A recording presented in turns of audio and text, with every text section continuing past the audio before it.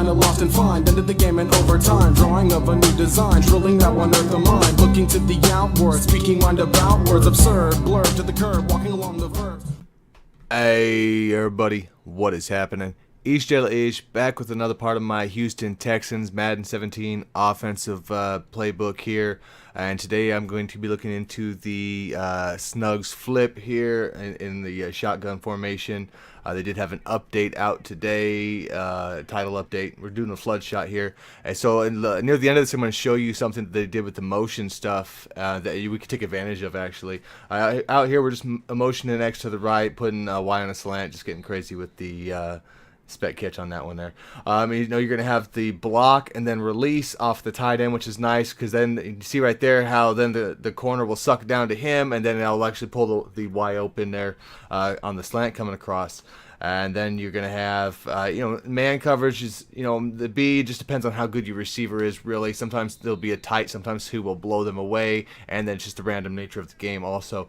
The X you will be able to hit, but I would avoid ever doing a left pass lead for whatever reason. Normally in most plays that would be what you're looking at. On this one, because of the route and what we're doing with it, you almost you use like a down bullet pass lead, and there we go. Like you say, that one sometimes that's going to get just wide open there. But yeah, on that X one again, just stay away from the left pass leads. Just a down and sometimes a down and in a little bit. That's what gets me that animation there. That's what I'm getting on that.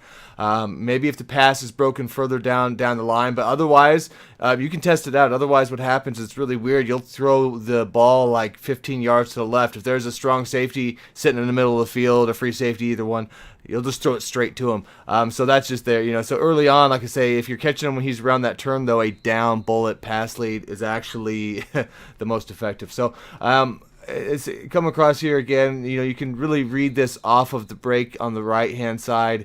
Just kind of see in the middle there, you know, where they're all breaking out to see where the read is really off the play. That's probably where my eyes are focused on, and then I just kind of pick up who's breaking where off of that. You know, you can pick up man coverage when you're motioning a guy across. Normally they'll follow him. And I know that's one thing they changed in the zones, is where you would flip a play and then your guy ran across the screen instead of everybody switching, which was super annoying. So they did fix that.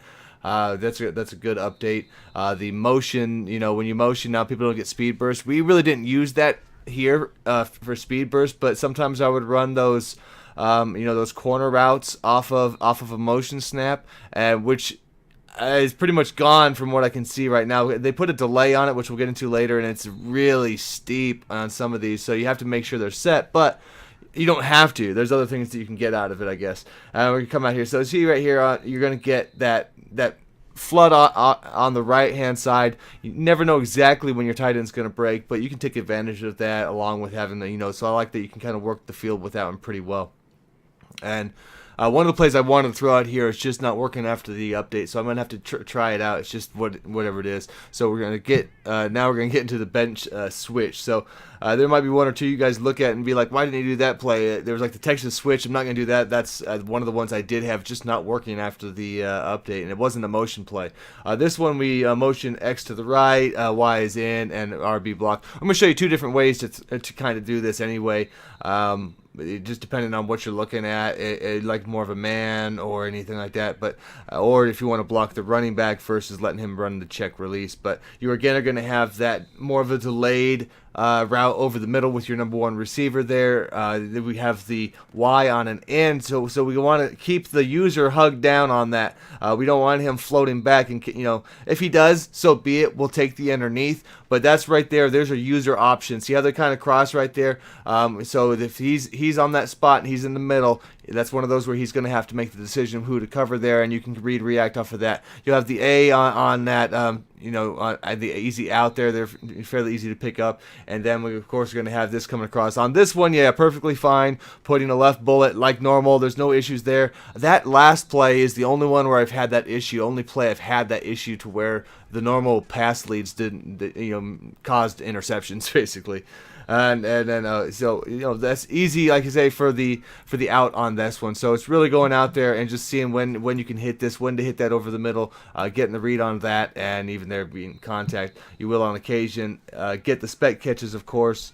That's just, you know, just depending on your receiver, who you're gonna have better. But I'd rather have both these guys be able to have that. As you see, if they man you up, you're gonna run away with it for the most part. Like a cover one, you cover one hole there might have you went to the other side, but I'm just kind of showing even in like a cover four and certain threes, you can get that by those left pass leads there, those left bullet pass leads. That's what you're seeing for the most part. Now we start looking more on the other side of the field on this one also now. So that's basically showing that route. So you also are going to have the other option, which is going to be underneath with the B side and then the tight end side. Let's run one more here. And then we got a little bit more of these, just trying to show all the options out. But you'll be able to hit that route also quite a bit. The easier way to run that would be just putting the A on a flat there and then Y on an end. So basically the same, except for instead of blocking, you don't block the running back. He's on a check release now, which gives you another option under there doing that.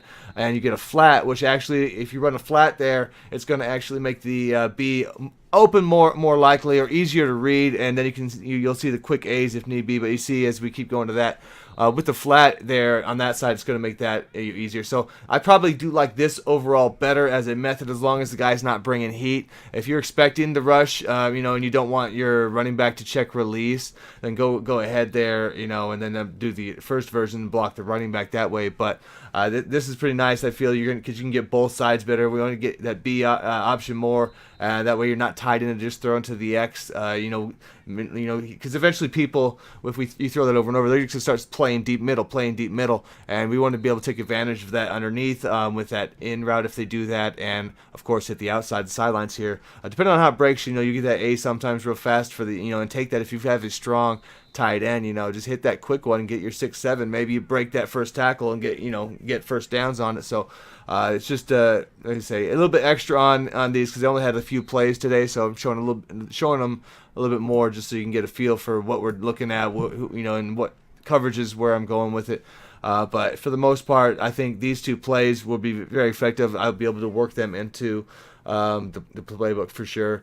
And we'll do one more here, drive trail. This one's pretty decent. Any of these little common, theme sort of ones, any of those trail plays, I think we're all familiar with. They've been around for years. As a user, you'll pick them up quick too. So we don't always want to run that. If you are going to run it, I would just recommend just putting A on a curl. If you want to run it stock, that's close to stock I'll get, because the A is not effective. I mean, he just kind of jumbles up with with that trailing running back if he's on his normal deep end. So you might as well leave him on that, and then because that way, if the user's out there, once you get a little separation from the two, you'll be able to go out and make that work.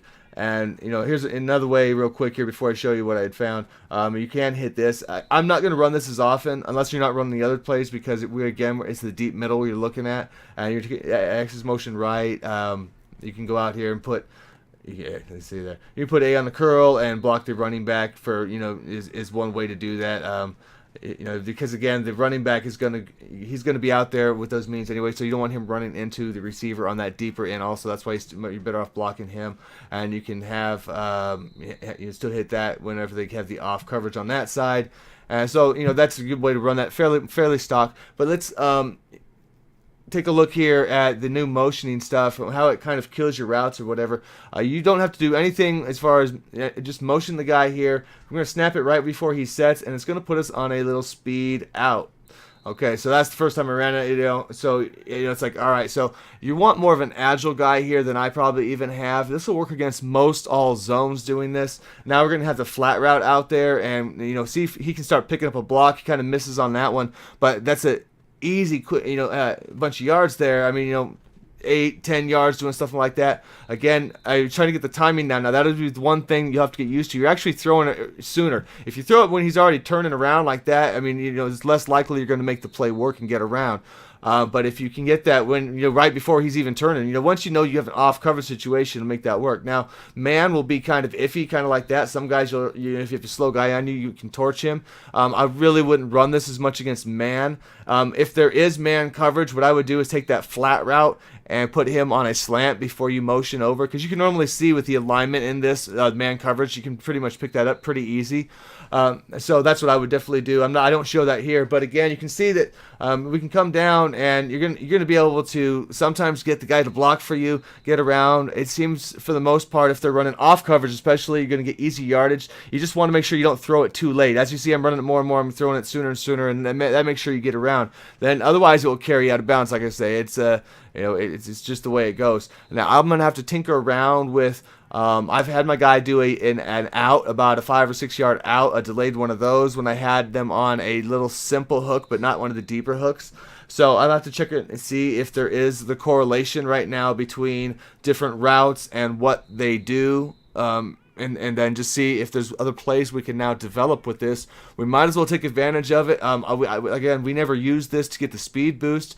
I was just running sometimes those delayed little outs. So I think that's something we can use. If you're not doing it too often there, it'll be effective really. And like I say, I'll be on the lookout for more plays that'll work.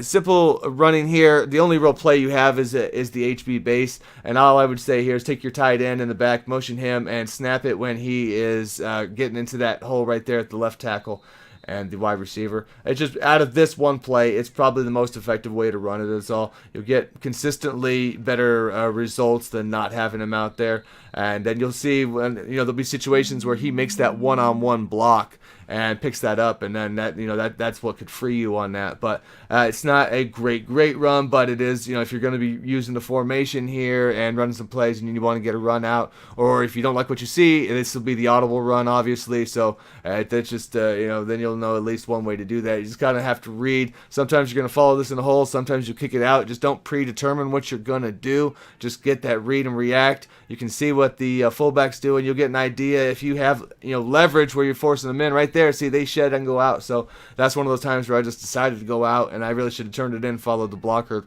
That's the other good thing, is you get an idea about where to go when you're watching the guy you're motioning, and when he's like I say, he's coming off the block, because he's normally going to go and make one of them. He's going to block second tier, so you'll have an idea. So you hit that early, and then nothing happens there on that one. That one gets shut down.